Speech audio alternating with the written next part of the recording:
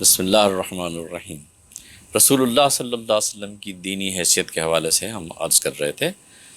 تو گزارش یہ ہے کہ جب ہم یہ کہتے ہیں کہ نبی علیہ الصلوۃ والسلام دین کے مخاطب اول اور مکلف اول ہیں، تو اس کا یہ مطلب ہوتا ہے کہ آپ علیہ الصلوۃ والسلام کے سوا کوئی اور شخص دین کا بلا واسطہ مکلف و مخاطب نہیں ہے۔ رسول اللہ صلی اللہ علیہ وسلم کی اطاعت و اتباع میں اس کا مکلف و مخاطب ہے۔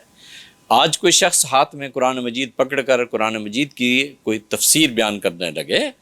تو اسے پہلے یہ سوچنا چاہیے کہ کیا رسول اللہ صلی اللہ علیہ وسلم نے یہ بات فرمائی ہے یا نہیں فرمائی، یا آپ علیہ الصلوۃ والسلام کے شعور مبارک میں یہ بات آئی ہے یا نہیں آئی۔ یہ پہلے اپنے آپ میں یہ طے کر لے۔ اگر آپ اپنے آپ کو قرآن مجید کا بلا واسطہ مکلف و مخاطب سمجھتے ہیں اور رسول اللہ صلی اللہ علیہ وسلم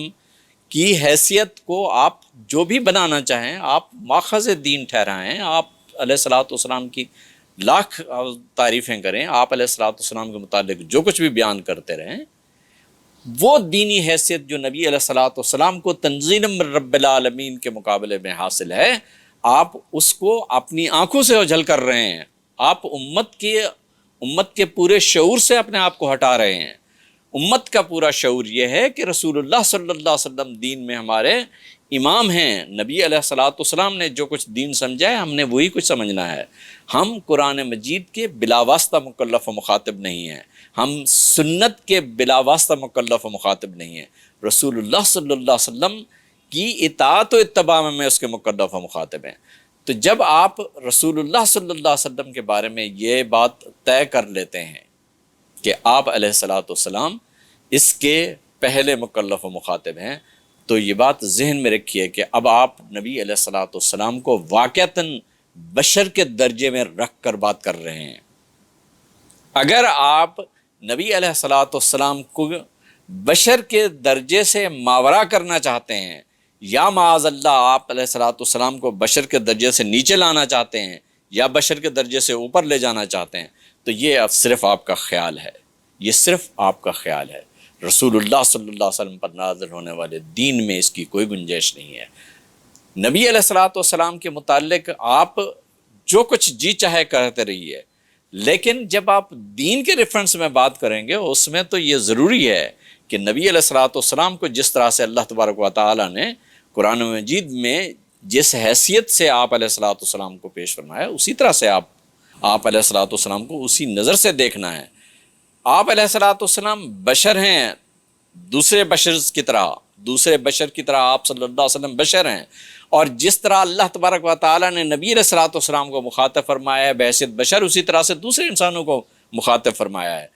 اور آپ علیہ الصلوۃ والسلام اس بشریت میں رہتے ہوئے قرآن مجید نے آپ علیہ الصلوۃ والسلام کو جو امتیاز عطا کیا ہے، یا اللہ تبارک و تعالیٰ نے جو نبی علیہ الصلوۃ والسلام کو امتیاز عطا فرمایا ہے، وہ یہی ہے کہ آپ علیہ الصلوۃ والسلام مخاطب اول ہیں اور بلا واسطہ مخاطب و مکلف ہیں۔ میں آپ علیہ الصلوۃ والسلام کی اطاعت و اتباع میں اس کا مکلف و مخاطب ہوں۔ تو جب ہم یہ کہتے ہیں کہ نبی علیہ الصلوۃ والسلام کی دینی حیثیت دین میں مکلف و مخاطب کی ہے اور اول مکلف و مخاطب کی ہے، اور آپ علیہ الصلوۃ والسلام بلا واسطہ مکلف و مخاطب ہیں، تو اس کا یہ مطلب ہے کہ آپ علیہ الصلوۃ والسلام کے سوا اگر کوئی شخص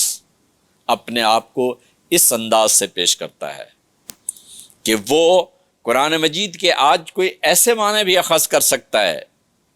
جس کا تصور ہم نبی علیہ الصلوۃ والسلام کے حوالے سے نہیں کر سکتے، یا اصحاب نبی صلی اللہ علیہ وسلم نے جس نبی علیہ الصلوۃ والسلام کی اطاعت و اتباع میں اصحاب نبی صلی اللہ علیہ وسلم نے جو بات قرآن مجید سے اخذ نہیں فرمائی، نہیں کی، آپ اگر اس طرح کی باتیں اس سے اخذ کرنے لگتے ہیں تو آپ دین سے خود کو ہٹا لیتے ہیں، دین سے خود کو دور کر لیتے ہیں۔ دین میں اگر رہنا ہے تو نبی علیہ الصلوۃ والسلام کو مخاطب اول اور مکلف اول مانیں، اور آپ علیہ الصلوۃ والسلام پر جس طرح سے دین فرض تھا، امت پر دین بے عین ہی اسی طرح سے فرض ہے، امتی پر دین بے عین ہی اسی طرح سے فرض ہے، لیکن ہے اسی طرح سے فرض جیسے نبی علیہ الصلوۃ والسلام پر فرض تھا۔ بعض لوگوں نے کہا کہ نبی علیہ الصلوۃ والسلام کی حیثیت ایسی ڈاکیے کی نہیں تھی، تو اللہ کے بندو کون کہہ رہا ہے ڈاکیے کی تھی؟ آپ صلی اللہ علیہ وسلم نے صرف ابلاغ نہیں فرمانا، آپ صلی اللہ علیہ وسلم کی اطاعت و اتباع میں دین کو سمجھنا ہے۔ آپ علیہ الصلوۃ والسلام نے جس طرح سے دین کو سمجھا اسی طرح سے ہم نے دین کو سمجھنا ہے۔ آپ علیہ الصلوۃ والسلام نے جس طرح دین کی اطاعت و اتباع کی ہے، امت نے اور امتی نے دین کی اسی طرح سے اطاعت و اتباع کرنی ہے۔ اس سے ہٹ کر تو تصور بھی نہیں کیا جا سکتا۔ پیغمبر علیہ الصلوۃ والسلام کے کردار کی عظمت کا انحصار اس پر تھا کہ نبی علیہ الصلوۃ والسلام حکم اللہ کی اطاعت و اتباع میں انسانی سطح پر جس اخلاص پر قائم تھے، امت اس اخلاص پر جب تک اپنے آپ کو فائز نہیں کرتی، امتی اپنے آپ کو جب تک اس اخلاص پر فائز نہیں کرتا، وہ دین کے بارے میں اپنے آپ میں یہ اطمینان پیدا نہ کرے کہ میں نبی علیہ السلام جیسا اخلاص پیدا نہیں کر سکتا، بلکہ یہ اس کا ایک نقص ہے جو اسے اپنے شعور اور اپنے دینی شعور کے حوالے سے سمجھنا ہے کہ میں اگر ایسا کر رہا ہوں تو میں غلط کر رہا ہوں۔ اسے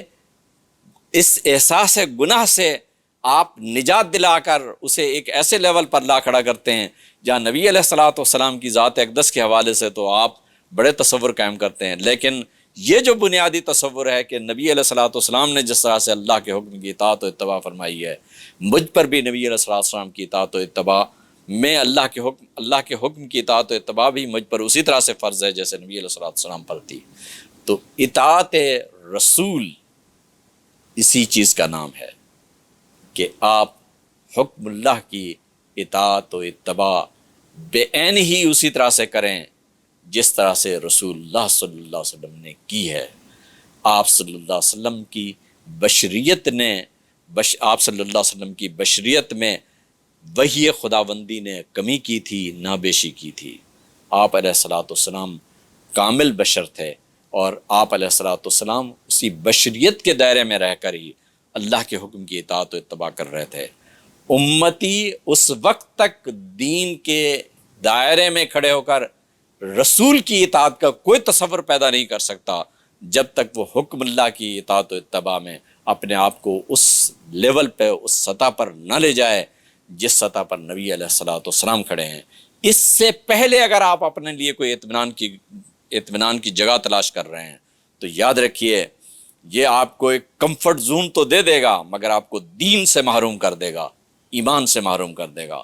اس سے بچنے کی کوشش کیجیے۔ والسلام علیکم ورحمۃ اللہ۔